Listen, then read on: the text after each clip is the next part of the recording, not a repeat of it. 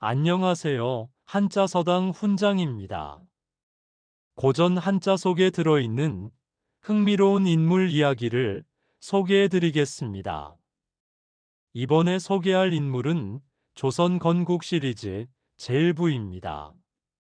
그들의 생애와 역사 속에 펼쳐진 이야기를 흥미진진하게 전달하겠습니다.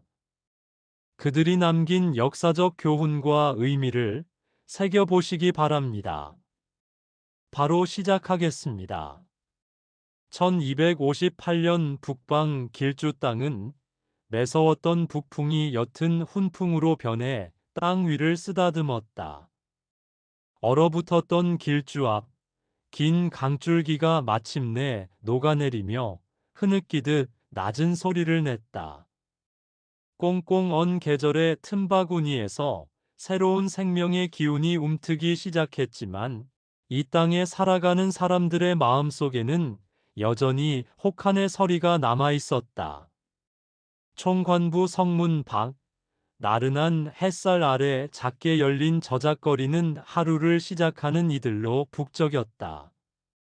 이른 아침부터 생선이며 곡식을 팔기 위해 나온 안악들의 정겨운 흥정 소리, 때로는 거친 어부들의 활기찬 고함이 뒤섞여 시끄러웠다. 한편에서는 갓 쪄낸 만두와 따끈한 국밥 냄새가 겨울 내내 굶주렸던 이들의 허기를 자극했다. 아이들은 비좁은 길가에서 흙먼지를 날리며 장난을 쳤고 나이 지긋한 노인들은 햇볕 바른 담벼락에 기대 앉아 지난 가을 몽골군의 노략질을 회상하며 혀를 끌끌 차기도 했다. 겉보기엔 평화로워 보이는 일상이었으나 그 안에는 거대한 세월의 경랑을 견뎌온 민초들의 깊은 애환과 그림자가 숨어 있었다. 저작거리 한 귀퉁이 비좁은 주막에 앉아 탁한 막걸리를 목으로 넘기던 사내들의 목소리가 점차 커지고 있었다. 이복에 개성에서 들려온 소식은 들었는가?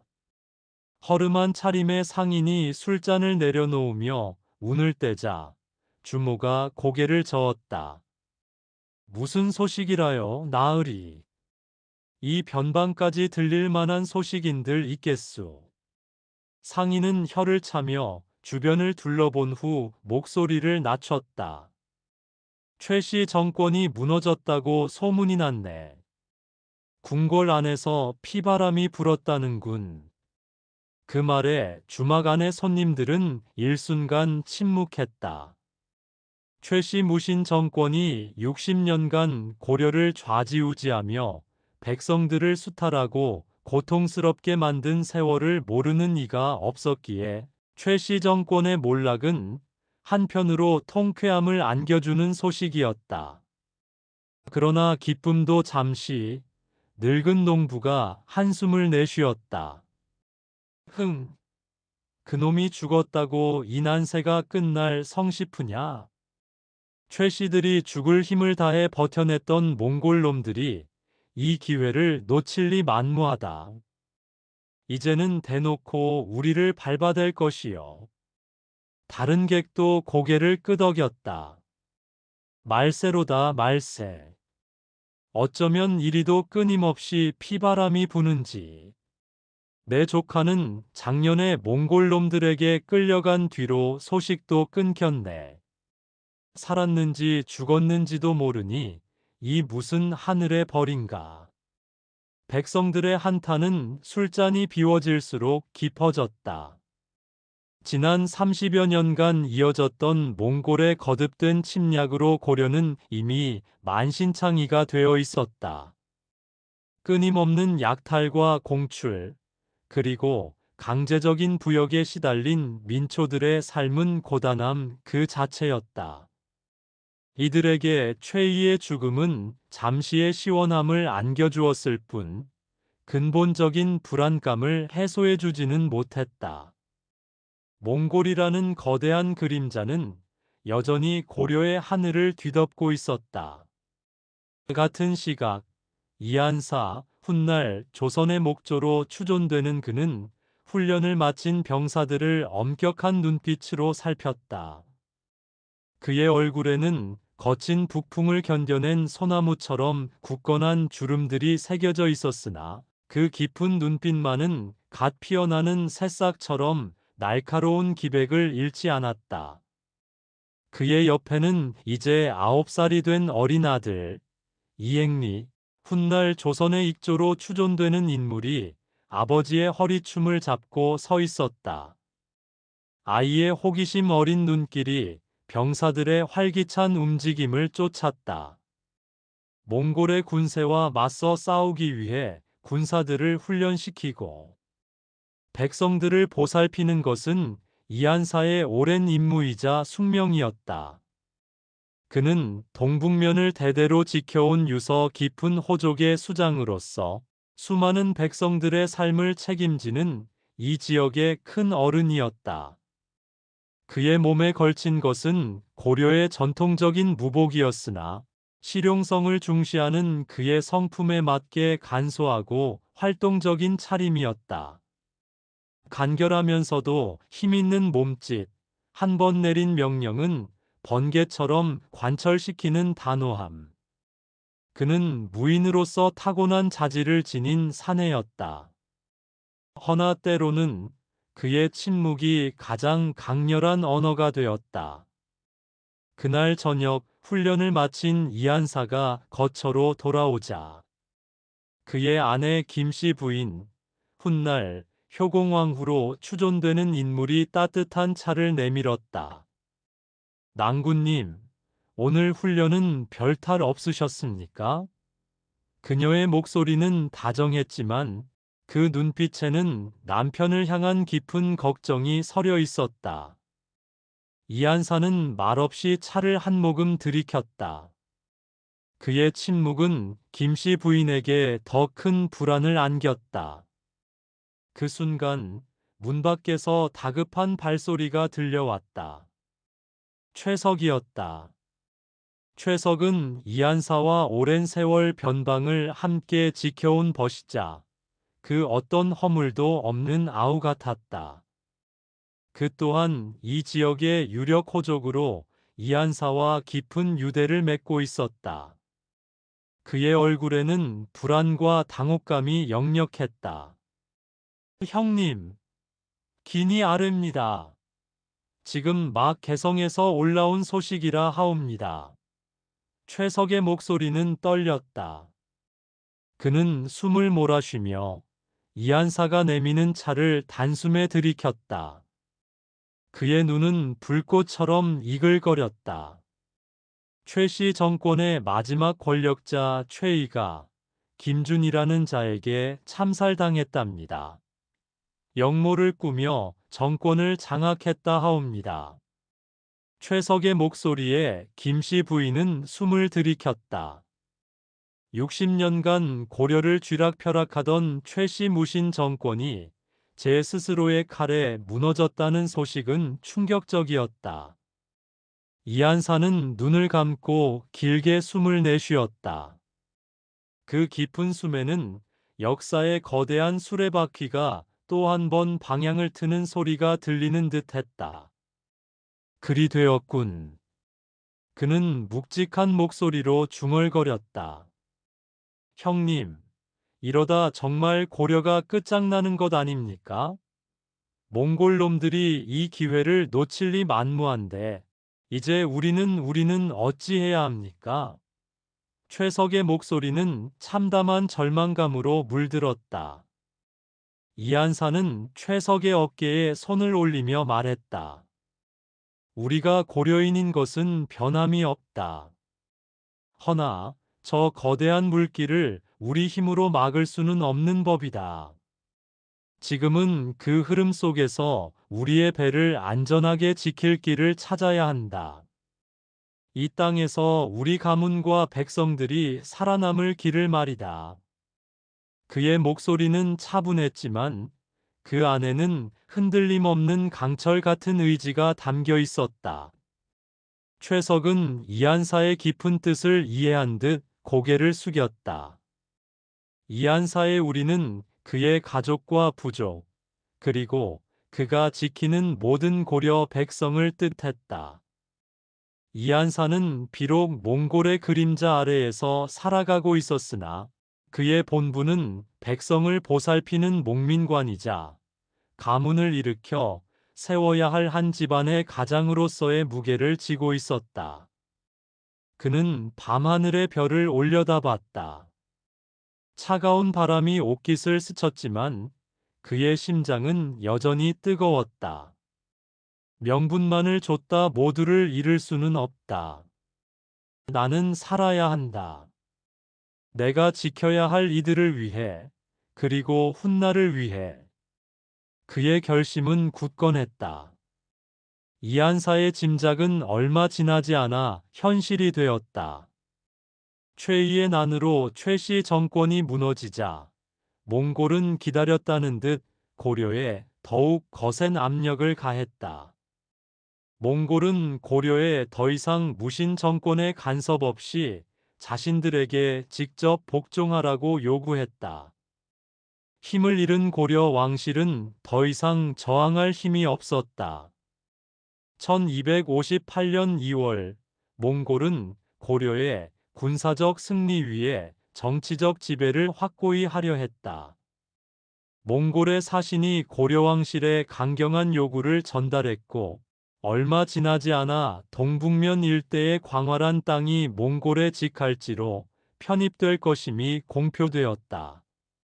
이는 고려 왕실을 거치지 않고 몽골이 이 땅을 직접 통치하겠다는 의미였고, 곧 쌍성 총관부가 공식적으로 설치된다는 것을 뜻했다. 고려의 일부 영토가 몽골의 직접 지배하에 놓이게 된 것이었다. 쌍성 총관부. 그 이름 아래 숨겨진 의미는 고려인들에게는 치욕 그 자체였다. 이는 단순히 몽골이 이 지역에 세운 행정기관이 아니었다. 몽골은 이미 1231년부터 고려를 수차례 침략했으며 1258년에 이르러 고려 왕실이 강화도에서 나와 몽골에 투항하면서 몽골의 간섭은 더욱 노골화되었다. 쌍성 총관부는 몽골이 고려의 특정 지역을 직접 지배하기 위해 설치한 식민 통치 기구에 가까웠다.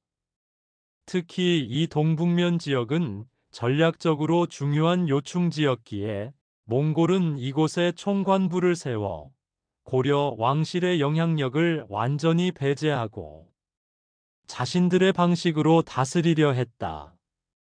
몽골은 점령지에 다루가치라는 관리를 파견하여 통치를 맡겼는데 이는 다스리는 사람을 뜻하는 몽골어였다. 쉽게 말해 몽골이 차지한 땅에 파견하여 모든 행정, 사법, 군사권을 위임받아 총체적으로 다스리는 최고 책임자였다. 쌍성 총관부가 설치되면서 이 지역의 고려인 호족들은 대부분 몽골에 귀부하여 다루가치나 천호 등 몽골 관직을 받게 되었다. 이는 명목상으로는 고려 영토였지만 실질적으로는 몽골의 직접 지배 아래 놓이게 된 것이었다. 그날 밤 이한사의 집에는 늦도록 등불이 꺼지지 않았다. 그의 아내 김씨 부인이 걱정스러운 얼굴로 그의 곁을 지키고 있었다.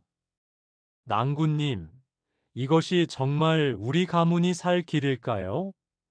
몽골의 앞잡이라는 손가락질을 받을까 염려되옵니다. 그녀의 목소리에는 시대를 살아가는 고려 여인의 깊은 비탄이 묻어 있었다. 이한사는 아내의 손을 잡으며 말했다. 나는 우리 가문과 이 땅에 뿌리 내린 백성들을 지켜야 할 책무를 짊어졌어. 지금은 저 거대한 물결 앞에서 잠시 몸을 굽히고 물살에 휩쓸리지 않도록 백기를 헤쳐나가는 것이 현명한 길일 것이요. 그리하여 훗날 우리가 마땅히 펼쳐야 할 돛을 힘껏 올릴 수 있지 않겠소? 이한사의 말은 단순한 체념이 아니었다. 그것은 시대의 흐름을 직시하고 그 속에서 가문이 맥을 이어가며 훗날을 도모하려는 비장한 결단이었다. 그는 이미 몽골의 힘을 인정하고 그 안에서 새로운 기회를 모색하기로 마음먹은 듯했다. 고려인으로서의 자존심과 백성들의 안위, 그리고 가문의 생존이라는 세 가지 무거운 짐이 그의 어깨를 짓눌렀다. 허나 그는 흔들리지 않았다. 거대한 운명의 수레바퀴 앞에서 자신과 가문의 길을 찾아내리라 다짐했다. 쌍성 총관부 내 고려 출신 관리들의 술자리에서는 어김없이 시대의 혼란에 대한 토론이 벌어졌다. 술잔이 오고 가던 밤, 몇몇 관리들의 목소리가 점차 격앙되기 시작했다. 하여간 김공의 말은 틀린 게 하나도 없어. 우리 고려가 어디 몽골의 발 아래 놀아나는 신세가 될 줄 누가 알았겠나. 최씨놈들이 나라를 망쳤다. 북방의 호족 김공이 껄껄 웃으며 술잔을 들이켰다. 흥, 그게 다 제 뱃속만 채우려던 욕심 탓이지. 이제 와서 누구를 탓하랴. 허나 이제 와서 옛날 이야기 해봐야 부질없는 짓. 우리는 살아야 하지 않겠나? 몽골놈들의 칼날이 목에 들어왔는데 나는 고려인이다 하고 소리 지른다고 목숨을 부지할 수 있나? 옆에 앉아있던 이씨 관리가 한숨을 쉬었다. 말이야 바른 말이지. 이 치욕을 어찌 감당해야 할지 그저 눈물만 흐를 뿐이요. 이때 한편에서 조용히 술을 마시던 최석이 김공에게 말했다. 허나 김공, 몽골의 관직을 받는 것이 능사는 아니지 않습니까? 우리 백성들이 몽골인들 손아귀에서 피폐해지는 것을 어찌 모른 척한단 말이오. 백성을 등지고 어찌 관리가 될 수 있겠소? 김공이 최석을 쏘아보며 혀를 찼다. 흥, 그럼 어쩌라는 말인가? 대궐에서 도망쳐 강화도 깊숙이 숨어버린 왕과 제 힘싸움만 하던 무신들이 우리를 구하러 올 것 같으냐? 이젠 우리가 우리 목숨, 우리 백성을 지켜야 할 때다. 이한사 형님께서도 결국 우리 땅과 사람들을 지키기 위해 몽골의 관직을 받지 않았는가? 그분의 뜻을 어찌 헤아리지 못하는가? 김공의 말은 현실을 인정하고 받아들여야만 살아남을 수 있다는 냉정한 판단을 담고 있었다.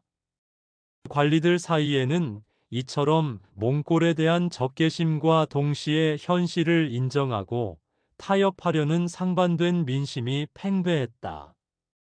누구 하나 쉽게 정답을 내리지 못하고 술잔만 부딪히는 밤이었다. 이한사는 쌍성 총관부의 천호로서 몽골의 관직을 받았다. 이는 몽골 조정에서 새로 파견된 만호가 부임했기 때문이었다. 만호는 천호의 상위직으로 만 가구를 다스리는 자라는 의미였다.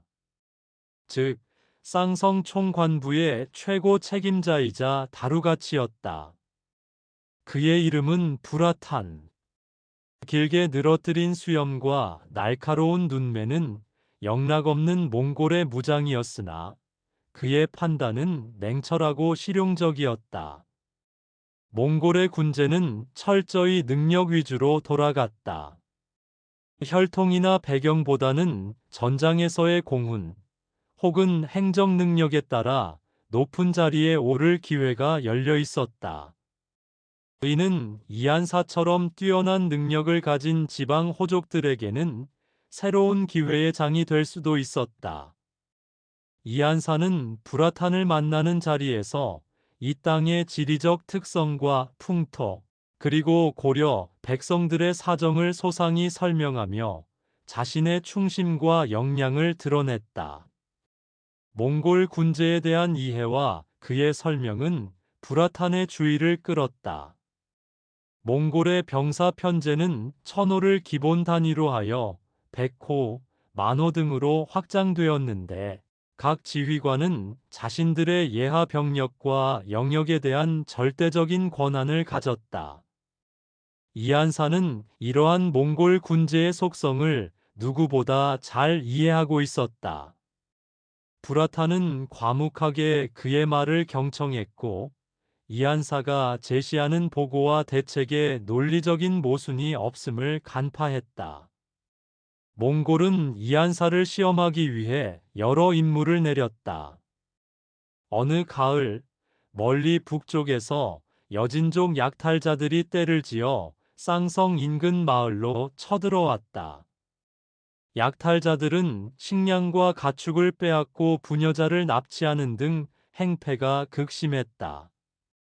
몽골 측에서는 이를 즉각 진압할 것을 명령했으나 섣부른 공격은 오히려 여진족들의 연합을 불러와 더 큰 피해를 야기할 수 있었다. 이안사는 서둘러 병사들을 이끌고 출정하는 대신 먼저 여진족의 규모와 이동 경로를 파악했다. 그리고는 최석에게 병사 절반을 이끌고 우회하여 여진족의 퇴로를 차단하게 했다. 이안사 자신은 소수 정예병을 이끌고 약탈자들이 약탈에 정신이 팔린 틈을 타 기습적으로 공격을 감행했다. 여진족은 예상치 못한 고려 병사들의 기습과 퇴로가 막혔다는 사실에 혼란에 빠졌고 이안사는 단호하게 이들을 섬멸했다. 그는 단순히 여진족을 토벌하는 것에 그치지 않았다. 약탈당한 마을 백성들에게는 잃어버린 식량을 돌려주고 노략질당한 가축을 찾아주었으며 잡혀간 부녀자들을 무사히 구출했다. 뿐만 아니라 붙잡힌 여진족 포로 중 일부를 풀어주면서 다시는 이곳 길주 땅을 침범하지 말라. 그렇지 않으면 너희 모두의 씨를 말릴 것이다. 라고 엄중히 경고했다. 이안사의 이 노회한 처리 방식은 부라탄의 귀에 들어갔다. 그는 단순히 무력을 사용하는 것에 그치지 않고 후환을 없애는 동시에 여진족에게 강력한 경고를 보내고 약탈당한 백성들의 마음까지 어루만지는 지혜를 보였다. 이는 단순히 군사적인 성공을 넘어 통치자로서의 탁월한 역량을 보여주는 것이었다. 부라타는 이안사의 이러한 수완에 깊은 감탄을 금치 못했다. 이안사는 매번 신중하고 효율적으로 지시를 완수하며 능력을 입증했다. 변경의 질서를 유지하고 백성들을 통솔하는 그의 수완은 몽골인들 사이에서도 회자될 정도였다. 부라타는 출신보다는 실질적인 능력을 중시하는 몽골인의 특성을 지니고 있었기에 점차 이안사에게 깊은 신뢰를 보내기 시작했다. 이안사, 너는 고려인이로돼 몽골의 군제와 질서를 이해하고 따른다. 너의 땅과 백성들을 다스리는 솜씨 또한 제법이로다. 나의 칼날이 미치지 못하는 곳까지 내 지혜와 힘으로 다스리거라. 부라탄의 한마디는 이안사가 몽골의 지배 아래에서 자신의 입지를 다지고 장차 가문의 미래를 개척해 나갈 중요한 발판이 될 터였다. 이안사는 불안정한 시대의 거대한 파도 속에서 고요하지만 굳은 결의로 가문의 새로운 여정을 시작하고 있었다. 그의 앞날에는 과연 어떤 험난한 고난과 새로운 기회가 기다리고 있을 것인가? 오직 1000명만이 그 답을 알고 있으리라. 그의 길은 단순한 생존을 넘어 훗날 나라의 초석이 될 씨앗을 심는 과정이었다. 깊은 밤, 이안사는 북극성이 흔들림 없이 자리를 지키는 밤하늘을 올려다보며 속으로 다짐했다. 나는 나의 방식대로 이 시대를 살아낼 것이다. 고려의 이름이 바래진다 해도 나의 땅, 나의 백성만은 지켜내리라. 몽골의 관복을 입을지언정 내 심장은 고려를 향하고 가문의 뿌리를 향할 것이다. 이 밤, 저 북극성이 흔들림 없이 자리를 지키듯 나 이한사 또한 이 땅에 단단한 뿌리를 내릴 것이다. 그리하여 내 아들 이행리와 그들의 아들들에게는 이보다 더 나은 세상, 스스로의 돛을 힘껏 올릴 수 있는 세상을 물려줄 수 있도록 내가 그 길을 닦을 것이다. 그의 결심은 밤하늘의 별처럼 단단하고 명확했다. 험난한 운명의 파고 속에서도 흔들리지 않는 그의 의지는 가문의 미래, 더 나아가 훗날 조선이라는 새로운 왕조의 기틀을 다지는 서막이었다. 이한사는 이제 단순한 호족이 아닌 거대한 역사의 물줄기를 바꾸어 놓을 시발점에 서 있었다. 길주 땅에 불어온 3월의 바람은 싸늘하면서도 비장함을 머금고 있었다. 이 땅의 굳건한 뿌리였던 이한사가 향년 54의 나이로 세상을 떠났다. 엄동설안이 막 물러난 산등성이에는 흰 상복을 입은 이들의 행렬이 끝없이 이어졌다. 몽골의 영향 아래 놓인 쌍성 총관부의 관리들과 멀리 개경에서 파견된 고려, 조정의 감찰관까지 참석하여 고인의 위세를 증명했으니 그의 마지막 길은 변방호족의 장례로서는 유례없이 엄숙하고 성대했다. 그러나 그 모든 엄중함 속에서도 상주의 어깨는 남들보다 훨씬 무거워 보였다. 이한사의 아들 이행리, 훗날 조선의 익조로 추존되는 그는 비통함 속에서도 의연함을 잃지 않으려 애썼다.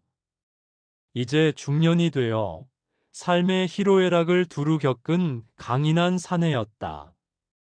북방 지역의 장례는 길고 깊은 애도를 담은 의식으로 이루어졌다. 이한사의 시신은 정성스러운 염으로 깨끗이 단장되었고 3일 밤낮으로 북소리와 통곡이 끊이지 않았다.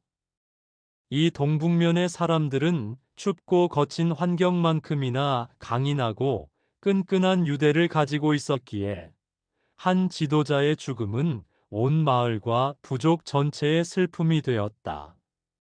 가족과 부족민들은 이한사를 깊은 산골, 가문이 선조들이 잠들어 있는 길주 가평면 능리 덕능에 고이 모셨다. 억새풀이 바람에 서걱거리는 언덕배기에 묻히는 흙 한 삽이 이행리의 가슴에 아픔과 함께 무거운 책무로 내려앉았다. 그의 너키 평안히 쉬기를 기원하며 살아남은 자들은 그 뜻을 이어야 했다. 장례 기간 내내 흐드러지게 피어난 이름 모를 꽃조차 눈에 들어오지 않는 초상집에서 이행리는 밤낮으로 조문객을 맞이하고 조의를 표했다.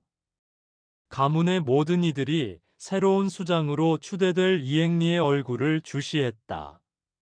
아버지 이한사가 몽골과의 험난한 교섭 속에서 이룩한 모든 것을 그가 고스란히 짊어져야 할 차례였다. 그의 마음속에서는 한없이 깊은 슬픔과 함께 가문의 수장으로서 짊어진 새로운 책임감의 무게가 저릿하게 밀려왔다. 이제 44, 그는 젊음의 치기보다는 연륜과 경험이 주는 묵직한 힘을 지닌 수장이 되어야 했다. 아버님께서는 평생 이 땅에 가문의 뿌리를 내리고자 하셨습니다. 허나 저의 미력이 아버님의 그림자를 벗어날 수 있을지. 이행리는 빈소 뒤편 작은 방에 홀로 앉아 영정을 물끄러미 바라보며 나지막이 중얼거렸다. 그의 얼굴에는 아버지의 빈자리를 실감하는 깊은 상념이 어려 있었다. 지난 세월, 그는 아버지의 휘하에서 많은 것을 배웠다. 몽골의 요구를 능수능란하게 처리하고 때로는 단호하게 거절하며 가문과 백성을 지켜내는 아버지의 해안은 젊은 시절의 이행리에게는 경외의 대상이었다. 특히 몽골군의 정복 전쟁에 필요한 물자 요청에 아버지가 천호로서 막대한 병력과 군량을 징발하면서도 어떻게든 백성들의 피해를 최소화하고 가문의 역량을 보존하려 했던 고뇌를 이행리는 가까이에서 지켜보았다. 그때의 몽골 군대가 얼마나 무시무시했으며 고려가 얼마나 취약했는지, 그리고 그 가운데서 한 명의 지도자가 겪어야 했던 시면의 고뇌를 누구보다 잘 알고 있었다. 과연 자신에게도 아버지와 같은 강건함과 백성을 살피는 지혜, 그리고 능수능란한 외교적 역량이 있을지 믿업지 않은 생각이 들었다. 아버지의 그림자가 너무나 거대하게 느껴지는 순간이었다. 그때 조용히 문을 열고 그의 아내 최씨 부인이 들어섰다. 훗날 정효왕후로 추존되는 여인이었다. 그녀는 남편의 어깨를 조용히 다독였다. 낭군님, 아버님께서는 당신의 길을 흔들림 없이 가셨습니다. 이제 그 길을 이어나가는 것은 낭군님의 몫입니다. 아버님의 뜻을 헤아리고 낭군님의 지혜로 가문을 더욱 굳건히 세울 수 있으리라 믿습니다. 제가 낭군님의 가장 든든한 벗이자 기둥이 되어 드리겠습니다. 최씨 부인의 침착하고 현명한 말은 이행리의 마음을 조금이나마 다독였다. 그녀는 이행리의 가장 가까운 조언자이자 가문의 내실을 다지는데 큰 힘이 되는 존재였다. 그들 부부 사이에는 말로 다 하지 않아도 통하는 깊은 신뢰와 존중이 흘렀다. 장례식이 끝나고 채 한 달도 지나지 않아 쌍성 총관부의 새로운 만호 다이르로부터 기별이 왔다. 당장 총관부로 찾아와 인사를 올리고 천호의 직책을 인계받으라는 것이었다. 이안사가 살아생전 몽골의 천호로서 이 지역을 다스렸으니 이제 그 직책이 아들 이행리에게 승계되는 것은 당연한 절차였다. 그러나 그것은 단순한 직책의 계승이 아니었다. 몽골의 강압적인 영향력 아래에서 가문의 존속을 위해 감수해야 할 숙명적인 선택이었다. 이행리는 그 기별을 받자마자 불이 나게 총관부로 향했다. 그가 다이르 마노를 만난 것은 그의 어깨에 새로운 삶의 무게를 짊어지는 첫걸음이었다. 쌍성 총관부 마노 다이르의 집무실은 전임자 마노와 마찬가지로 화려하면서도 위압적인 몽골식 휘장이 걸려 있었다. 다이르는 몽골 본토에서 온 젊은 관리였으나 그의 눈빛은 매서웠다. 그는 이안사가 오랜 세월 이 땅에서 다져놓은 기반을 주시하며 그 아들인 이행리에게서 과연 아버지와 같은 능력을 기대할 수 있을지 가늠하고 있었다. 그는 명예를 중시하는 몽골의 귀족이었으며 몽골 대칸에 대한 충성심과 점령지의 통치력 유지가 그의 가장 큰 명예였다. 전임 천호 이안사는 몽골에 대한 충성심이 지극하고 백성을 다스리는 능력이 뛰어났다 들었다. 너의 아버지의 뒤를 이어 이 험한 변방을 어찌 다스릴 참인가? 다이르는 굳은 얼굴로 이행리를 마주했다. 이행리가 들어섰을 때 그는 최대한 예의를 갖춰 인사를 올렸다. 이행리는 아버지의 간결하고 강직한 어조를 기본으로 했지만 몽골 관리와의 교섭 시에는 더욱 신중하고 유연한 어조를 사용해야 함을 이미 잘 알고 있었다. 천호 이행리 만호님께 인사를 올리옵니다. 아버님 이한사께서 뜻하지 않게 세상을 뜻이여 송구하옵니다. 소자는 미력 하나마 아버님께서 다져놓으신 가문의 위상을 이어받아 변함없이 몽골의 뜻에 따르고 이 지역의 질서를 유지할 것이옵니다. 이행리의 목소리는 차분했지만 그 속에는 중년의 나이답지 않은 굳건한 의지가 담겨 있었다. 다이르는 이행리의 눈빛에서 이한사와 같은 단단함을 엿보았다. 그러나 아직은 더 지켜봐야 할 일이었다. 이행리가 만호 부임을 위해 쌍성 총관부로 향한 지 며칠 후 가문의 본거지에서 뜻밖의 인물이 나타났다. 이행리의 서형 이거이였다. 이거이는 부친 이한사가 다른 여인에게서 얻은 아들이었다. 비록 이행리보다 나이는 많았지만 서자라는 한계 때문에 정식 후계자가 될 수 없었다. 이거이는 어려서부터 무예가 뛰어나고 기상이 넘쳤지만 정치적인 면에서는 섬세함이 부족했다. 그는 언제나 이한사의 그늘 아래서 이행리를 견제하고 시기하는 마음을 품고 있었다. 이한사 생전에는 드러내지 못했던 불만이 그의 눈빛에 가득했다.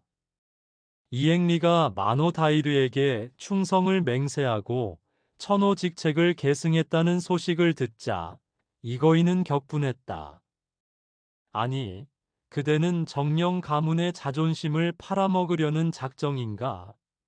아버님께서 평생 지키려 애썼던 고려인의 긍지를 그리 쉽게 저 몽골 오랑캐들에게 바치겠단 말이오. 차라리 우리가 무력을 들어 반기를 드는 것이 가문의 명예를 지키는 길일 것이요. 이거이는 거친 숨을 몰아쉬며 이행리의 처신을 비난했다. 그는 이행리가 다이르 만호에게 너무 유화적인 태도를 보이며 가문의 명예를 훼손하고 있다고 여겼다. 이행리는 묵묵히 이거이의 분노를 들었다. 그에게는 서형의 말이 결코 틀렸다고 할 수 없는, 그러나 현실적으로 불가능한 감정적인 외침으로 들렸다. 형님, 이미 우리 가문은 몽골의 군제 아래 놓여 있습니다.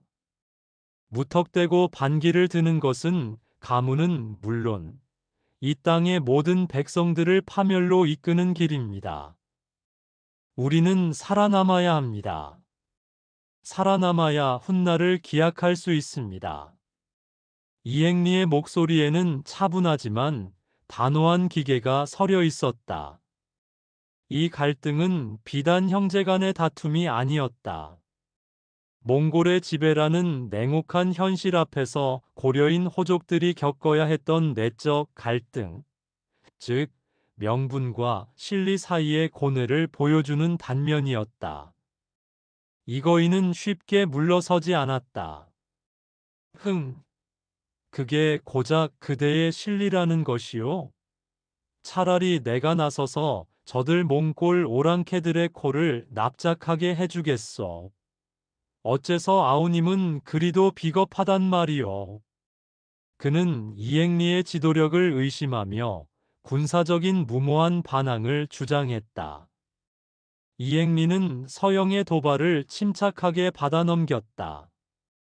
그는 굳이 감정적으로 맞서지 않았다. 때를 기다릴 뿐이었다. 이거이는 아우인 이행리가 가문의 수장이자 천호 자리를 승계한 것이 못마땅할 뿐이었다. 어떡하든 그를 끌어내리려고 틈을 엿보는 억지 말다툼을 걸어온 것이다. 그 무렵 쌍성 일대 동북면은 여진족의 소규모 약탈이 빈번해지고 있었다. 몽골의 영향력이 강할 때는 감히 엄두도 내지 못했던 일들이었다. 몽골의 군대가 본토로 돌아간 지 오래이고 과거 일본 원정에서의 실패 소식이 전해지면서 몽골의 위세가 예전 같지 않다는 소문이 퍼지기 시작했기 때문이었다. 여진족은 주로 비옥한 농경지와 가축을 노리며 마을을 습격했고, 이로 인해 백성들의 불안감은 극에 달했다. 천호, 또 여진 올로 부족의 약탈이 있었다 하옵니다. 길주의 아랫마을이 쑥대밭이 되었다는 전갈입니다. 최석이 다급하게 이행리를 찾아왔다.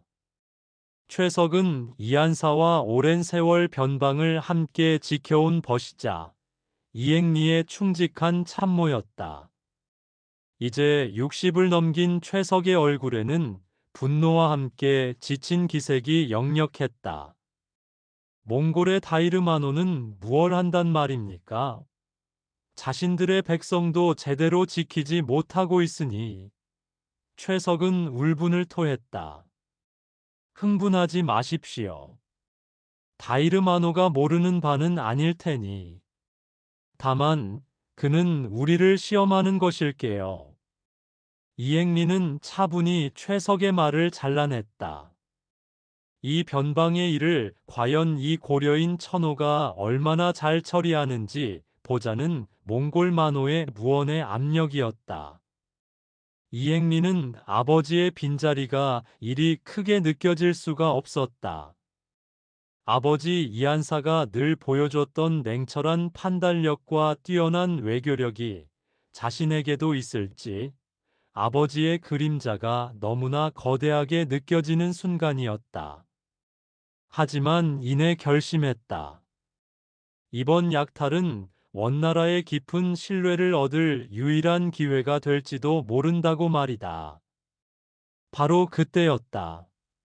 아우님, 어찌 망설이십니까? 내가 나서서 저 여진 오랑캐들의 코를 납작하게 해주겠소. 이거이가 갑자기 나타나 큰 소리로 외쳤다. 그는 병사들을 이끌고 자신이 직접 여진족을 토벌하겠다고 나섰다. 가문 내부의 군사 지휘권을 놓고 이행리에게 정면으로 도전하는 태도였다. 최석은 이거이의 무모함에 인상을 찌푸렸다. 이거이 공, 함부로 나설 일이 아닙니다. 저들은 그리 만만한 상대가 아닙니다. 그러나 이거이는 아랑곳하지 않았다. 이행리는 서형을 차가운 시선으로 잠시 바라보다가 고개를 저었다. 아니, 이 일은 내가 직접 처리할 것이다. 형님은 병사들을 수습하고 길주를 지키는 일에 만전을 기하십시오. 그의 목소리에는 일말의 타협도 없었다. 이행리는 스스로가 직접 나서서 이번 사태를 해결하여 자신의 능력을 증명하고 가문의 위상을 굳건히 하려 했다. 그것이 아버지를 이어 가문의 수장으로서 자신이 할 일이었다. 즉시 군사들을 정비하라. 이번에는 우리가 직접 나서서 저들의 버르장머리를 고쳐놓을 것이다. 이행리는 단호하게 명령했다. 이행리가 직접 군사를 이끌고 약탈을 감행한 올로 부족을 추격했다. 그는 무작정 돌격하지 않았다. 이행리는 먼저 올로 부족의 규모와 이동 경로를 파악하고 그들의 뒤를 은밀히 쫓아 놈들이 방심하는 틈을 노렸다.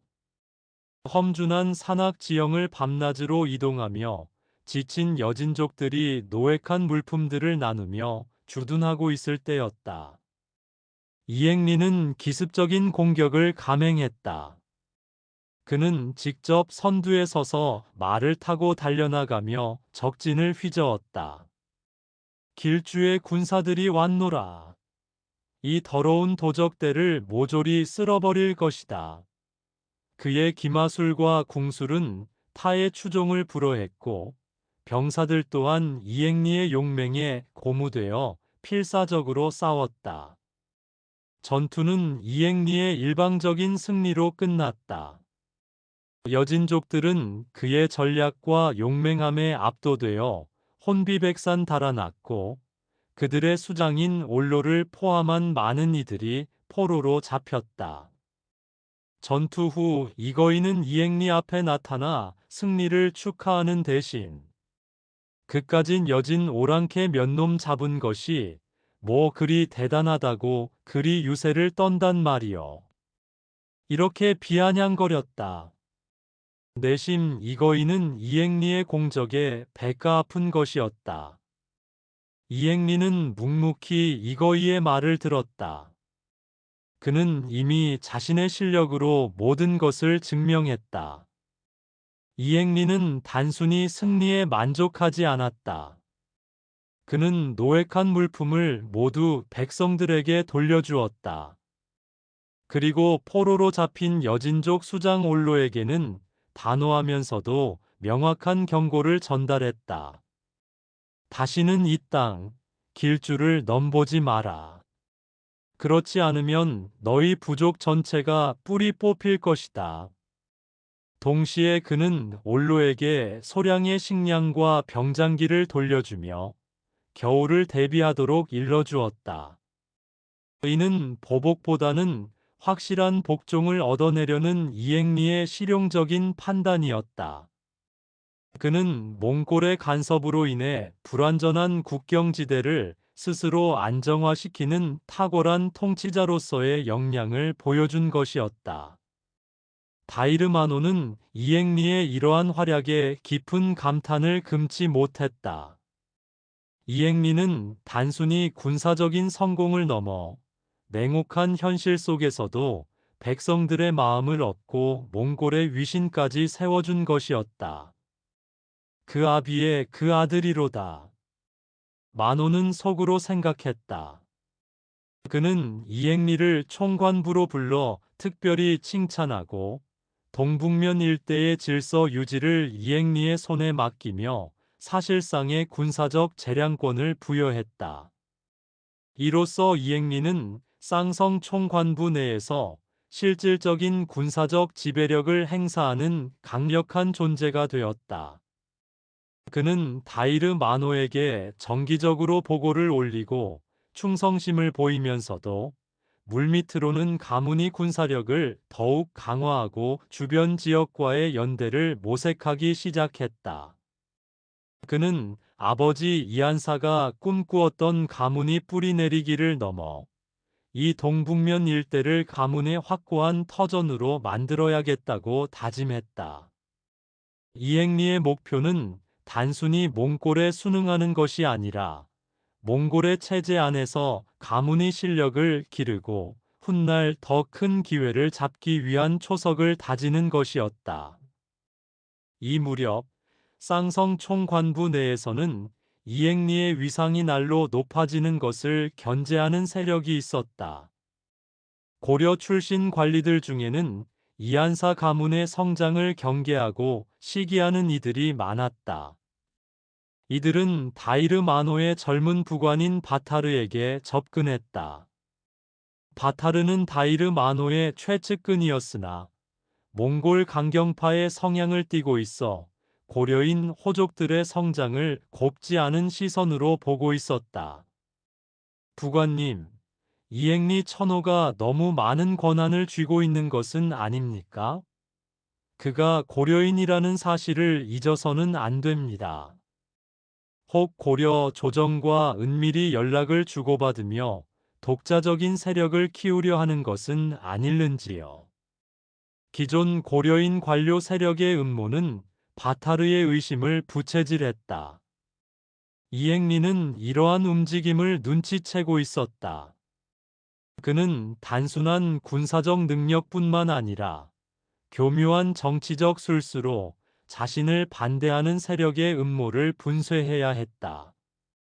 이앵리는 자신의 정보망을 활용하여 바타르가 몽골 본토의 권력 다툼과 연계되어 있음을 파악하고 그에게 막대한 뇌물과 함께 몽골 황실에 바칠 진상품을 건넸다. 이는 다이르 마노와의 신뢰를 기반으로 한 것이었다. 또한 그는 다이르 마노에게 동북면의 안정화에 기여한 자신의 공적을 다시 한번 상기시키며 자신에 대한 의심이 곧 만호의 통치력에 대한 의심으로 이어질 수 있음을 간접적으로 시사했다. 다이르 마노는 이앵리의 치밀한 외교와 공적 앞에서 바타르와 기존 고려인 관료 세력의 참소를 일축했다. 이로써 이앵리는 정치적 위기를 극복하고 자신의 입지를 더욱 공고히 했다. 몇 년의 시간이 흘렀다. 1300년대 초반 원나라 내부의 권력 다툼이 발생하고 고려에서도 충선왕이 복위되고 왕위에서 물러나는 등 정국이 불안정했다. 원나라 중앙정부의 통제력이 약해지면서 쌍성 총관부의 다이르 마노의 입지도 흔들리기 시작했다. 이앵리는 이러한 시대의 변화를 예리하게 읽고 있었다. 이는 그에게 더 큰 자율성을 주었지만 동시에 그 빈자리를 차지하려는 주변 세력의 압박 또한 만만치 않았다. 다이르마노는 원 본토로 소환될 위기에 처하자 이앵리에게 더욱 의존하게 되었다. 이앵리는 이 기회를 놓치지 않고 동북면 일대의 실질적인 지배력을 강화했다. 그는 주변의 다른 여진 부족들과 동맹을 맺고 자신의 가문 영토를 확장했다. 이앵리는 고려 중앙조정과의 관계도 소홀히 하지 않았다. 그는 충렬왕과 충선왕 시기 원나라에 바치는 조공 품목 중 일부를 지원하며 간접적으로 고려 왕실과의 유대를 이어갔다. 동북면의 유력 호족들이 서로 견제하는 상황 속에서 이앵리는 뛰어난 외교술로 자신의 입지를 굳혔다. 1307년 충선왕이 복위했지만 그 해에 다시 원나라로 소환되는 등 고려 중앙의 정국은 불안정했다. 이러한 혼란은 쌍성 일대 동북면의 이앵리에게는 오히려 기회로 작용했다. 중앙의 통제가 약해진 틈을 타 이앵리는 자신의 영역을 더욱 공고히 다져나갔다. 그의 어린 아들 이추는 이 무렵 가문의 장래를 이을 기대로 자라고 있었다. 훗날 조선의 도조로 추존될 이추는 아직 어린아이였지만 이앵리는 아들이 성장하여 가문을 이어받을 훗날을 위해 지금부터 굳건한 기반을 다져야 한다고 생각했다.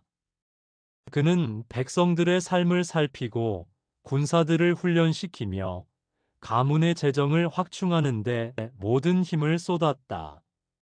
1310년 8월 이앵리의 50번째 생일. 가문의 중진들과 최석 그리고 이앵리를 따르는 많은 호족들이 길주에 모여 그의 탄일을 축하했다. 백성들은 풍성한 잔치를 벌이며 그의 지혜와 용맹을 칭송했다. 이앵리는 모두가 모인 자리에서 일어서서 말했다. 오늘 이 자리에서 나는 아버님께서 꿈꾸셨던 바를 이루었음을 고하노라. 이 동북면 일대가 우리 이씨 가문의 확고한 터전이 되었으며 이제 이 땅은 그 어떤 외풍에도 흔들리지 않을 것이다. 그의 목소리는 확신에 차 있었다. 최씨 부인은 남편의 굳건한 모습에 따뜻한 미소를 지었다. 그녀는 남편의 고뇌와 노력, 그리고 그 모든 순간을 옆에서 지켜봐 왔다. 그녀의 품에는 이춘의 어린 여동생이 안겨 있었다. 이앵리의 품에 안긴 어린 이춘이 장차 아버지를 이어 이 땅의 주인이 될 날이 멀지 않았다고 그의 마음속에 자리 잡았다. 이앵리는 밤하늘의 북극성이 흔들림 없이 자리를 지키는 것을 보며 속으로 다짐했다. 나는 나의 방식대로 이 시대를 살아낼 것이다. 고려의 이름이 바래진다 해도 나의 땅, 나의 백성만은 지켜내리라. 몽골의 관복을 입을지언정 내 심장은 고려를 향하고 가문의 뿌리를 향할 것이다. 이 밤, 저 북극성이 흔들림 없이 자리를 지키듯 나 이행리 또한 이 땅에 단단한 뿌리를 내릴 것이다. 그리하여 어린 이춘과 그들의 아들들에게는 이보다 더 나은 세상, 스스로의 돛을 힘껏 올릴 수 있는 세상을 물려줄 수 있도록 내가 그 길을 닦을 것이다. 그의 결심은 밤하늘의 별처럼 단단하고 명확했다.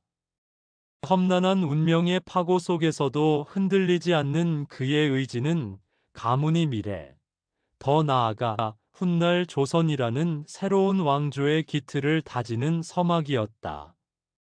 이행리는 이제 단순한 호족이 아닌 거대한 역사의 물줄기를 바꾸어 놓을 시발점에 서 있었다. 세월은 무상하게 흐르고 이행리도 이제 고인이 되어 북방의 하늘나라로 가버렸다. 쌍성 총관부의 드넓은 초원은 항상 차가운 바람을 품고 있었다. 가을이면 은빛으로 물드는 갈대밭은 무상한 세월을 속삭였고, 겨울에는 삼엄하게 얼어붙는 두만강 줄기가 북방의 맹위를 과시했다. 메마른 땅 위에 뿌리 내린 이들의 삶은 언제나 위태로웠다. 이곳의 뿌리박은 쌍성 이씨 가문 또한 예외는 아니었다. 고려의 북방이었으나 이미 반세기 가까이 원나라의 총관부로 편입되어 원의 통치를 받는 땅. 이 복잡하고 어려운 환경 속에서 젊은 이춘은 26의 나이로 가문의 대소사를 이끌어 나가야 하는 막중한 책임을 어깨에 짊어졌다. 그의 얼굴에는 일찍이 아버지 이행리와 할아버지 이안을 여인 슬픔과 더불어 앞으로 펼쳐질 험난한 안날에 대한 깊은 사색이 드리워져 있었다. 고려는 원나라의 간섭 아래 국운이 흔들리고 있었고, 특히 북방의 쌍성 총관부는 원나라가 직접 지배하는 통치 구역이었다. 이곳에 사는 고려인들은 조국이라 부르는 고려와 실제 지배국인 원나라 사이에서 줄타기 같은 삶을 살아야 했다. 이춘은 이 땅에서 태어나고 자랐지만 그의 가슴 속에는 언제나 고향 고려에 대한 연민과 자긍심이 공존했다. 그러나 그 감정만으로는 현실을 살아낼 수 없었다. 어찌해야 하는가? 칼을 뽑아드는 것이 답일까? 아니면 이 모진 바람을 피해 몸을 낮추는 것이 현명할까? 이춘은 냉철했다. 감성보다는 이성으로, 주먹보다는 머리로 싸워야 한다는 것을 본능적으로 깨닫고 있었다. 그의 형인 이방철은 호탕하고 무예에 능했지만 동생 이춘은 조용하면서도 날카로운 눈빛으로 상황을 파악하고 기회를 엿보는 데 탁월한 재능을 보였다. 아우, 오늘은 또 무슨 걱정인가? 이 보잘것없는 술 한이라도 먹으며 시름을 잊으세. 형 이방철이 말린 고기 한 점을 권하며 너털 웃음을 터뜨렸다. 이춘은 굳은 얼굴로 두꺼운 모피 도포를 여미며 북쪽 하늘을 올려다봤다. 쌍성의 새벽은 칼날처럼 차가웠고 가문의 움막식 저택 안에서도 한기는 스며들었다. 형님, 쌍성의 날씨는 변덕스럽습니다. 북풍이 거세면 모든 것이 흔들리지요. 우리 가문도 마찬가지입니다. 원나라의 기세는 하늘을 찌르고 고려는 속국이 되어 힘없이 흔들립니다. 우리가 설 땅은 이 척박한 땅뿐인데 이마저도 언제 뺏길지 모르는 불안 속에 살아갑니다. 그의 목소리에는 젊은 나이답지 않은 깊은 근심이 배어 있었다. 이춘은 아버지와 할아버지가 일군 땅과 가문을 지키는 것을 자신의 숙명으로 여겼다. 가문을 이끌어 나갈 적자로서는 무엇보다 가문의 생존과 번영이 최우선 목표였다. 이춘의 곁에는 그의 오랜 벗이자 지혜로운 책사 우현이 있었다.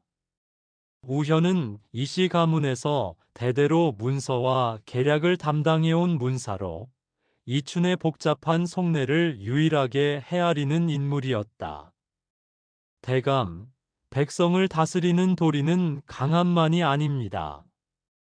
부드러움이 때로는 더 큰 힘을 발휘하는 법이지요. 마치 바람에 흔들리는 버들가지가 부러지지 않는 것처럼 말입니다.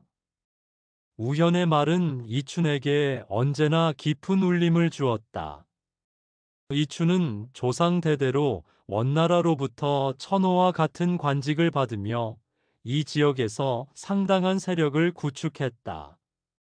천호는 원나라의 지방 관직 중 하나로 해당 지역의 병사와 주민을 다스리는 중요한 직책이었다. 이춘 또한 아버지 이행리의 뒤를 이어 천호직을 계승하였다. 그는 원나라 관료들과의 관계를 원만하게 유지하는 데 힘썼고 필요하다면 적절한 선물 공세도 마다하지 않았다. 강자의 틈바구니에서 약자는 허리를 숙일 때와 뻗을 때를 정확히 알아야 합니다. 무턱대고 덤비는 것은 용기가 아니라 만용일 뿐이지요. 지금 우리의 검은 뽑을 때가 아니요. 이춘은 종종 이런 말을 우현에게 들려주곤 했다. 그의 외교적 수완과 현실적인 판단은 주변의 많은 이들이 혀를 내두를 정도였다. 충수광 재위 기간, 원나라의 지배는 더욱 견고해졌고 쌍성 총관부 또한 원나라의 영향력 아래 깊이 편입되었다. 이춘은 이 시기에 가문의 영토를 넓히고 휘하의 군사력을 증강하는 데 집중했다. 그는 단순히 군사적인 힘만 키운 것이 아니었다. 주변 부족들과의 교역을 활성화하고 황무지를 개간하여 농업 생산량을 늘리는 등 경제적인 기반을 다지는 데도 심혈을 기울였다. 척박한 땅에서 보리 농사를 늘리고 유목민들에게 소와 말을 거래하는 등 실리적인 정책을 펼쳤다. 이춘의 이러한 노력 덕분에 쌍성 이씨 가문은 이 지역에서 점차 무시할 수 없는 세력으로 성장했다. 한 관리가 이춘에게 귀띔하듯이 말했다. 천호나리께서 오신 뒤로 동령부 일대가 살만해졌다는 말이 자자합니다. 쌀도 풍족하고 말 교역도 활발하고 말입니다. 백성들 사이에서도 이러한 소문은 금세 퍼져나갔다. 이춘 천호나리만 한 분이 없으시다. 흉년에도 우리를 버리지 않으셨지 않은가. 그려 원나라 놈들이 뭐라 해도 우리는 이춘 천호나리만 믿고 살면 그만이다. 백성들의 민심은 이춘에게 쏠리고 있었다. 사람이 살아가려면 쌀이 있어야 하고 싸우려면 군사가 있어야 합니다. 이 두 가지를 단단히 붙들어야 가문이 흔들리지 않습니다. 그의 실용적인 사고방식은 가문의 위상을 한 단계 끌어올리는데 결정적인 역할을 했다. 그러나 평화는 오래가지 않았다. 원나라 내부의 권력 다툼은 이 멀리 떨어진 변방에도 영향을 미쳤다. 새로운 총관이 부임해 오거나 원나라 황실의 변동이 있을 때마다 이춘은 가문의 입지를 재확인하고 새로운 권력자들과 관계를 재정립해야 했다. 벼랑 끝에 선 듯 아슬아슬한 삶이지. 언제 돌풍이 불어와 우리를 절벽 아래로 떨어뜨릴지 몰라. 밤늦도록 우현과 함께 문서에 몰두하던 이춘의 눈은 피로했지만 흔들림 없는 결의를 담고 있었다. 그의 곁에는 언제나 충실한 가신들이 있었다. 그들은 이춘의 냉철한 판단력과 뛰어난 통찰력에 깊은 신뢰를 보냈다. 30에 들어서면서부터 이춘은 가문의 안정을 넘어 번영을 모색하기 시작했다. 그는 이 시기에 주변의 약소 가문들을 흡수하거나 동맹을 맺으며 점차 영향력을 확장해 나갔다.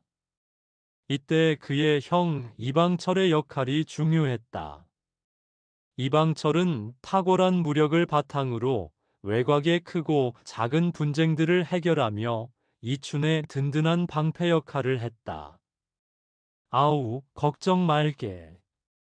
앞은 자네가 보고 뒤는 내가 막을 테니. 이방철의 말은 이춘에게 큰 위안이 되었다. 두 형제의 협력은 쌍성 이씨 가문이 빠른 성장을 가능하게 했다. 한편 이춘은 숙적이자 경쟁 관계인 박씨 가문과의 긴장 관계 속에서 중요한 결정을 내려야 했다.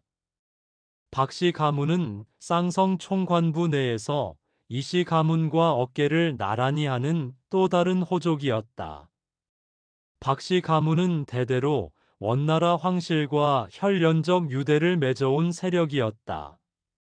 박씨의 선조는 일찍이 원나라 공주와 혼인하여 부마의 지위를 얻었고, 이를 바탕으로 쌍성 총관부 내에서 특권을 누려왔다. 반면 이씨 가문은 순수한 고려 혈통으로 뛰어난 능력과 충성심으로 원나라의 신임을 얻어 세력을 키워온 터라. 박씨 가문은 이들을 고려의 계라 비하하며 끊임없이 견제했다. 더구나 두 가문은 쌍성 북부의 비옥한 목초지 소유권을 두고 수십 년간 다툼을 이어왔으며 원나라 조정의 요직을 차지하기 위해 서로를 모함하는 일도 서슴지 않았다. 한 원나라 관리의 연회에서 박씨 가문의 당주는 총관에게 읍소하듯 말했다. 총관나리, 이씨 가문의 세력이 너무 커지고 있습니다. 이들이 원나라에 진정 충성한다고 보십니까? 언젠가 칼날을 돌릴지도 모르는 자들입니다. 이대로 두었다가는 폐해가 이만저만이 아닐 것입니다. 다른 관리도 맞장구를 쳤다. 고려 출신이 너무 득세하는 것은 바람직하지 않습니다. 하지만 이춘은 흔들리지 않았다. 그는 오히려 더 과감하게 움직였다. 이춘은 원나라의 고위 관료들에게 꾸준히 공물을 바치고 신뢰를 쌓아 박씨 가문의 견제를 무력화했다. 원나라 관리들은 뒷거래로 들어오는 뇌물에 흠뻑 빠져 있었다. 이춘은 이들을 대하는 정확한 방식을 이미 터득하고 있었다. 박씨 가문은 그저 거칠에만 아는 자들.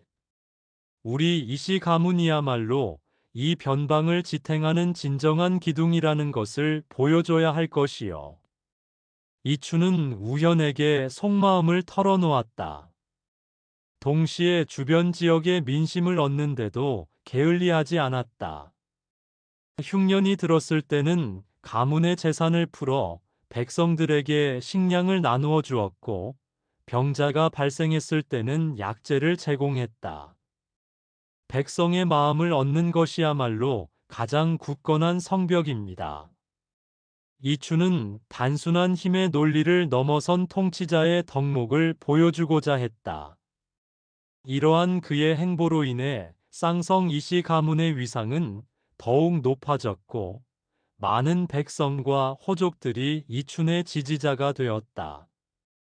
원나라 관리들 또한 이춘의 능력을 인정하지 않을 수 없었다. 그들은 이춘이 가문을 위해 헌신하는 것을 보며 동시에 원나라에 대한 충성심 또한 높이 평가했다. 겉으로는 원나라에 순종하는 듯 보였지만 속으로는 고려인의 자긍심을 잃지 않으려 노력하는 이춘의 모습은 주변의 많은 고려인들에게 깊은 감명을 주었다. 이러한 노력이 결실을 맺어 이춘은 이미 명실상부한 쌍성 총관부의 실질적인 지도자로 자리매김했다.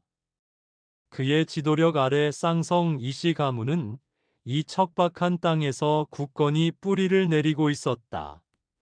그의 젊은 시절은 가문의 생존과 번영을 위한 치열한 도전과 인내의 연속이었다. 그리고 이 모든 노력은 훗날 다가올 새로운 시대의 초석이 되었다. 이춘이 일궈낸 쌍성 이씨 가문의 위세는 드넓은 동령부에까지 퍼져나갔다. 그러나 이춘의 마음 한편에는 늘 불안감이 자리하고 있었다. 이 모든 것이 과연 다음 세대에도 이어질 수 있을까? 가문의 씨앗은 어디에 뿌리 내려야 진정 영원할까? 그는 늘 밤늦도록 생각에 잠겼다. 이 무렵 이춘에게는 경사가 있었다. 셋째 아들 이자춘이 태어난 것이었다. 이춘은 아이의 작고 보드라운 손을 어루만지며 알 수 없는 감회에 젖었다. 아이가 태어난 그해 유난히 별이 밝고 기이한 기운이 돌았다는 이야기가 주변에 파다하게 퍼졌다. 들리는 말에 이천호댁에서 귀한 아드님이 태어났는데 밤하늘에 붉은 기운이 서리고 샛별이 유난히 밝았다더이다. 허허, 예사로운 아이가 아닐 테지. 이씨 가문의 경사가 이어지는구먼. 백성들은 이춘의 은공을 깊이 입었기에 진심으로 축복하며 입을 모아 말했다. 이자춘이 자라나며 부친의 말을 알아듣기 시작하면서부터 이춘은 이자춘에게 단순히 무인의 길만을 가르치려 하지 않았다. 그는 아들이 이 복잡한 시대를 헤쳐나갈 지혜와 용기를 모두 갖추기를 바랐다. 아들아, 이 세상은 강자만이 살아남는 법이지만 진정한 강자는 머리와 마음으로도 백성을 다스릴 줄 알아야 한다. 이춘은 아들이 어린 시절부터 주변 사람들의 삶을 이해하고 공감하는 것을 중요하게 여겼다. 이자춘에게는 이미 2명의 형과 1명의 동생이 있었는데 그들 또한 각자의 자리에서 가문에 힘을 보태고 있었다. 이자춘은 자라면서 아버지와는 또 다른 기질을 보였다. 그는 굳건하고 용맹스러운 무인의 기상이 넘쳤으며 활솜씨와 말타는 실력이 출중했다. 쌍성 총관부의 거친 환경 속에서 그는 타고난 전사로 성장했다. 겨울이면 얼어붙은 강 위에서 얼음 낚시를 하고 눈보라 속에서도 굴하지 않고 훈련에 임하는 이자춘의 모습은 이미 하나의 전사와 다름없었다. 이자춘 도련님께서는 어려서부터 남달랐지. 저 모진 추위 속에서도 활시위를 놓지 않으니 어찌 감히 그를 따라갈 수 있겠소. 병사들의 입에서 절로 감탄이 터져나왔다. 그는 또한 자신의 감정을 숨기지 않는 솔직한 성격이었다. 때로는 아버지 이춘의 신중함과 외교적 태도를 답답하게 여기기도 했다. 아버지, 왜 늘 원나라의 눈치를 살펴야 합니까? 우리가 가진 힘이 어찌 저들에 미치지 못한다 하시옵니까? 이대로 손을 놓고 있는 것이 답입니까? 젊은 이자춘은 답답한 표정으로 아버지에게 질문하곤 했다. 이춘은 그때마다 아들의 어깨를 다독이며 깊은 눈으로 말했다. 힘은 보이지 않는 곳에 있을 때 더 무서운 법이다. 때를 기다릴 줄 아는 것도 용기이니라. 섣부른 행동은 가문 전체를 위험에 빠뜨릴 수 있다. 그는 아들의 끓어오르는 혈기를 이해하면서도 시대를 읽는 안목의 중요성을 강조했다. 이춘은 이자춘에게 쌍성 이씨 가문이 살아남기 위한 전략과 원나라 체제 내에서 고려인으로서의 정체성을 지키는 법을 가르쳤다. 그는 역사적인 사실과 가문의 이야기를 들려주며 조상들이 어떻게 이 험난한 북방에서 살아남았는지 설명했다. 우리는 고려인이다. 허나 지금 우리가 발 딛고 선 땅은 원나라의 지배 아래 있지. 이 두 개의 현실 사이에서 균형을 잡는 것이 우리 가문의 숙명이다. 이 경계를 잃지 않고 넘나드는 것이 우리가 살아남는 길이다. 이춘의 교육은 이자춘에게 단순한 지식 전달을 넘어선 깊은 깨달음을 주었다. 이자춘은 아버지의 가르침을 통해 비로소 이 복잡한 상황을 이해하기 시작했다. 아버지의 뜻은 이 모순된 현실을 딛고 가문의 뿌리를 굳건히 하려는 것이구나. 그는 마음속으로 되뇌었다. 1320년경 쌍성 총관부는 원나라와 고려 사이의 미묘한 힘의 균형 속에 놓여 있었다. 원나라는 여전히 강력했지만 내부적으로는 이미 쇠퇴의 징조를 보이기 시작했다. 반면 고려는 원나라의 간섭 아래서도 자주적인 움직임을 보이려는 노력을 계속하고 있었다. 이춘은 이러한 변화의 흐름을 놓치지 않았다. 그는 원나라에 대한 충성을 보이면서도 은밀히 고려, 조정과의 연락망을 유지하며 정보를 교환했다. 회색지대에서 살아남는 것이 우리 가문의 운명이다. 어느 한쪽에 완전히 치우쳐서는 안 된다. 양쪽 모두를 주시하고 때를 놓치지 않아야 할 것이다. 그의 판단은 항상 냉철하고 현실적이었다. 이 시기 이춘은 가문의 영토를 더욱 넓히고 경제력을 강화하는 데 집중했다. 그는 동령부 일대의 무역로를 장악하여 막대한 부를 축적했으며 이를 통해 사병들을 더욱 강하게 훈련시켰다. 쌍성 이씨의 사병들은 굳건한 훈련과 높은 충성심으로 무장한 정예 군사들이었다.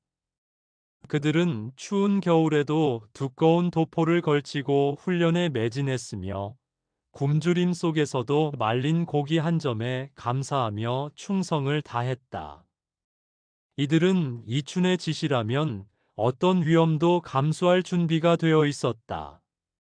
총관날이 이씨 가문의 군사들은 그 어느 부족의 군사들보다도 잘 훈련되어 있습니다. 그들의 충성심은 철옹성 같지요. 감히 넘볼 수 없는 강성한 군세입니다. 원나라 관리들도 이씨 가문의 군사력에 대해 높이 평가하며 경계심을 늦추지 않았다.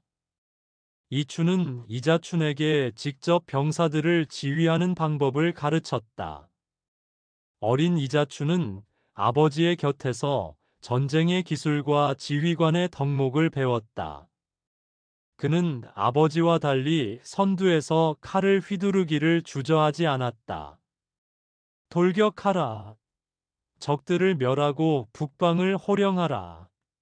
이자춘의 외침은 전장을 뒤흔들었고 그의 용맹함은 병사들에게 큰 사기를 불어넣었다. 이러한 경험을 통해 이자춘은 굳건한 정신과 대범한 지도력을 키워나갔다. 이춘은 아들의 용맹함을 자랑스러워하면서도 그의 무모함에 대한 염려를 감출 수 없었다.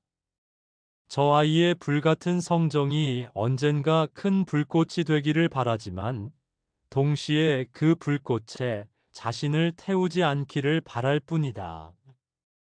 그의 마음은 아들을 향한 기대와 우려 사이를 오갔다. 1325년경 이자춘은 어느덧 성년이 되어 가문이 실질적인 무장 세력을 이끄는 핵심 인물이 되었다. 그는 아버지 이춘의 지도 아래에서 쌍성 이씨 가문이 번영을 더욱 공고히 하는 데 기여했다. 가문은 이제 단순한 지역 호족을 넘어 북방을 아우르는 거대한 세력으로 성장해 나갔다. 2부에서 계속됩니다.